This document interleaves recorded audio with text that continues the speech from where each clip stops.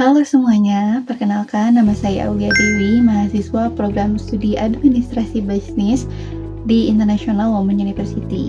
Di video kali ini kita bakal ngobrolin sesuatu yang sering banget disalahpahamin, bahkan sama orang-orang yang udah berkecimpung di dunia bisnis sekalipun.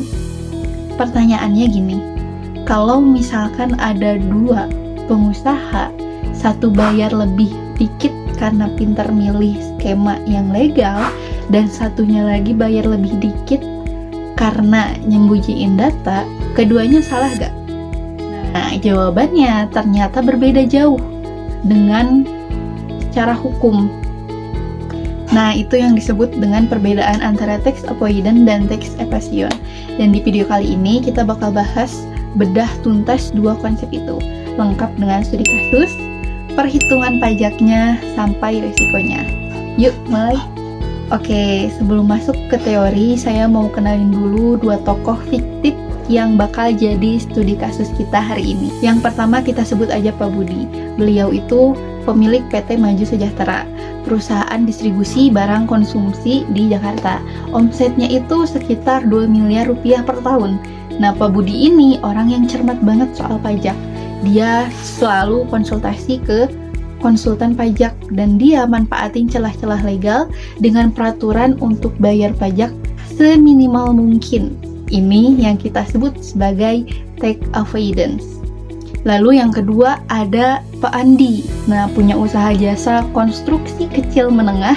Masalahnya Pak Andi ini sering nyetor PPN yang udah dia pungut dari klien. Nah, uangnya malah dia pakai untuk operasional. Dia juga sering laporan omsetnya lebih kecil dari kenyataan. Nah, ini yang disebut dengan tax evasion. Dan ini merupakan pelanggaran hukum. Dari dua profil ini, kita akan lihat betapa berbedanya konsekuensinya. Nah, sebelum itu kita pahami dulu dasar teorinya. Oke, kita masuk ke bagian teorinya. Tapi tenang, saya bakal jelasin dengan cara yang mudah dipahami. Jadi, dalam dunia perpajakan, ada 3 istilah yang perlu kita bedain, yaitu tax planning, tax avoidance, dan tax evasion. Pertama ada tax evasion, itu tindakan yang paling aman. Kamu merancang keuangan kamu sedemikian rupa supaya pajak yang terutang sesuai aturan, tidak lebih, tidak kurang. Itu legal sepenuhnya dan memang anjurannya seperti itu. Lalu yang kedua ada yang abu-abu. Nah, ini yang abu-abu nih, tax avoidance. Nah, tax avoidance itu kamu memanfaatkan celah atau ambiguitas dalam undang-undang untuk bayar pajak lebih sedikit. Nah, secara formal tidak melanggar teks undang-undang, tapi tujuannya adalah menghindari maksud si pembuat aturan. Darussalam, pakar pajak dari DDTC, menyebutkan berada di wilayah gray area. Bisa aja ditoleransi, bisa juga dikoreksi oleh DJP kalau misalkan dianggap tidak punya substansi bisnis. Tax evasion berbeda total. Nah, ini pelanggaran hukum. Kamu sengaja menyembunyikan penghasilan, memalsukan dokumen, atau tidak menyetor pajak yang sudah dipungut. Ini bukan lagi soal memanfaatkan celah. Ini namanya rekayasa data. Dan konsekuensinya bisa pidana penjara. Pemerintah Indonesia merespon ini lewat UU Harmonisasi Peraturan Perpajakan atau UU HPP nomor 7 tahun 2021 dan dipertegas melalui PP nomor 55 tahun 2022 yang mengatur prinsip substance over form. Artinya, DJP bisa menilai transaksi bukan dari bentuk formalnya, tapi dari substansi ekonominya. Jadi, tax avoidance yang terlalu agresif pun bisa kena koreksi kalau sekarang. Sekarang kita lihat kewajiban pajak apa aja yang relevan buat kasus Pak Budi dan Pak Andi ini. Nah, untuk Pak Budi dari PT Maju Sejahtera ada 3 kewajiban utama. Yang pertama, PPh pasal 21, pajak penghasilan karyawan yang dipotong dari gaji dan disetorkan ke negara. Yang kedua ada PPh pasal 25 dan 29, pajak penghasilan badan yang dibayar angsuran setiap bulan dan dilunasi di akhir tahun. Yang ketiga ada PPN dan pajak pertambahan nilai. Karena omsetnya di atas 4,8 miliar, tunggu, Pak Budi omsetnya di 2 miliar, jadi masih di bawah batas PKP biasa. Tapi perusahaan sudah dikukuhkan sebagai PKP, jadi tetap wajib pungut dan setor PPN. Dan untuk Pak Andi, usaha jasa konstruksi, kewajiban utamanya meliputi PPh final berdasarkan omset kalau masuk kriteria PP 23 2018 dan PPN atas jasa konstruksi yang dia berikan ke klien. Nah, kita akan lihat nih di sini letak perbedaan perilaku keduanya paling jelas. Oke, kita mulai dari Pak Budi dulu. Sebelum UU HPP berlaku di 2022, beliau pakai strategi yang waktu itu sah, yaitu mengalihkan sebagian kompeten gaji karyawan senior ke bentuk natura atau kenikmatan. Misalnya mobil dinas, fasilitas kesehatan, atau makan siang kantor. Kenapa? Karena waktu itu Natura tidak kena PPh 21 di sisi karyawan dan juga tidak bisa dibiayakan perusahaan. Tapi dalam kombinasi tertentu ini mengurangi basis pengenaan pajak. Begini ilustrasinya. Oke, sekarang kita lihat tabelnya. Ada 2 kolom perbandingan. Skema normal di kiri sama skema avoidance sebelum UU HPP di kanan. Jadi ceritanya, direksi Pak Budi tadinya digaji 360 juta per tahun dalam bentuk uang tunai. Nah, PPh 21-nya otomatis dihitung dari angka itu. Makin besar gaji tunainya, makin besar pajaknya. Yang dilakukan Pak Budi sebelum HPP, dia mengganti 120 juta dari gaji tunai menjadi bentuk natura. Misalnya mobil dinas, makan siang, fasilitas kesehatan menjadi gaji tunai hanya 240 juta, sisanya fasilitas. Efeknya apa? Efeknya penghasilan kena pajak yang jadi dasar perhitungan PPh 21 turun dari 360 juta menjadi 240 juta. Otomatis pajaknya lebih kecil dan waktu itu sah secara hukum.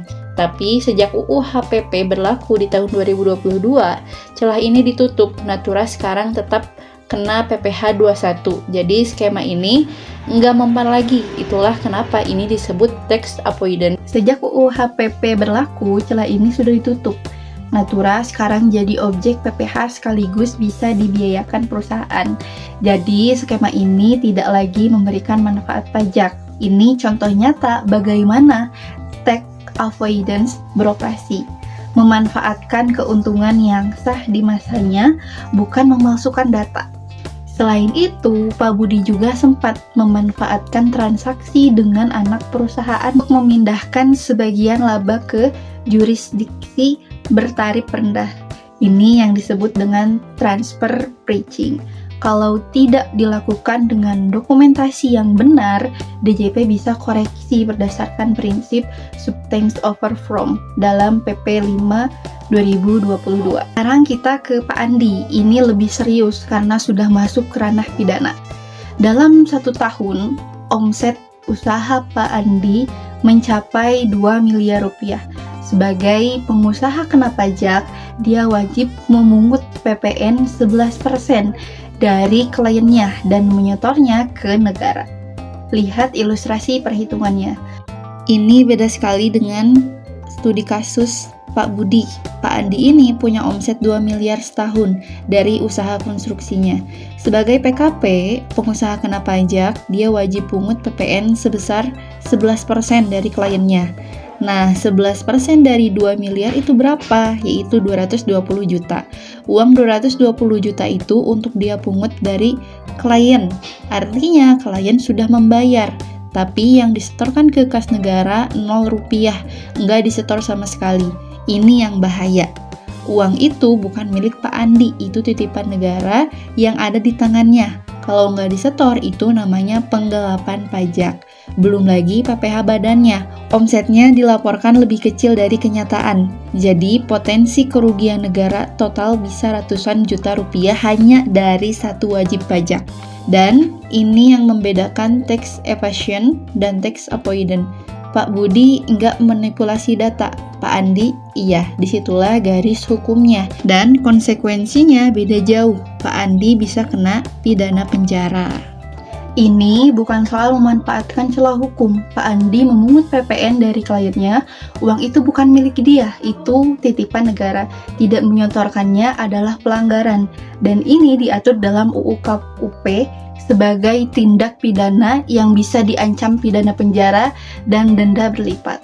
Oke, sekarang kita lihat resikonya. Dan ini bedanya jauh banget antara dua kasus yang kita bahas tadi. Untuk Pak Budi, tax avoidance, risikonya bersifat administratif. DJP bisa mengeluarkan surat ketetapan pajak kurang bayar, disingkat menjadi SKPKB, disertakan sanksi bunga 2% per bulan atau sanksi kenaikan 200% kalau ditemukan pelanggaran tertentu. Tapi sepanjang tidak ada manipulasi data, ancaman pidana relatif sangat kecil. Sedangkan untuk Pak Andi, tax evasion, resikonya itu jauh lebih besar. Berdasarkan UU KUP, perbuatan dengan sengaja tidak menyetorkan pajak yang sudah dipungut bisa diancam pidana penjara paling singkat 6 bulan dan paling lama 6 tahun plus denda 2-4 kali jumlah pajak yang tidak disetor. Menariknya, UU HPP memperkenalkan konsep ultimum remedium. Artinya, kalau Pak Andi mengaku membayar lunas kerugian negara dan membayar sanksinya sebagai sidang, proses pidananya bisa dihentikan. Tujuannya bukan menghukum, tapi memulihkan kerugian negara. Terus solusinya apa? Gimana caranya supaya kita bisa bayar pajak yang efisien tanpa harus takut kena sanksi? Ada beberapa cara strategi yang bisa diterapkan oleh wajib pajak, baik yang perorangan maupun yang punya usaha. Pertama, lakukan tax planning yang sah dan berbasis substansi bisnis.